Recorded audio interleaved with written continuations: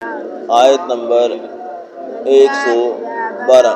ضربت علیہم الذلۃ اینما ثقفوا الا بحبل من اللہ وحبل من الناس وباءوا بغضب من اللہ وضربت علیہم المسکنۃ ذلک بأنہم کانوا یکفرون بآیات اللہ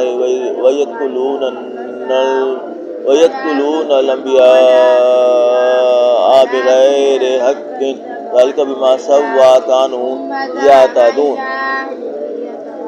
یہ جہاں نظر آئیں گے ذلت کو دیکھو گے تو ان سے چمٹ رہی ہے، باوجود اس کے کہ یہ اللہ اور مسلمان لوگوں کی پناہ میں آ جائیں، اور یہ لوگ اللہ کے غضب میں گرفتار ہیں اور ناداری ان سے لپٹ رہی ہے۔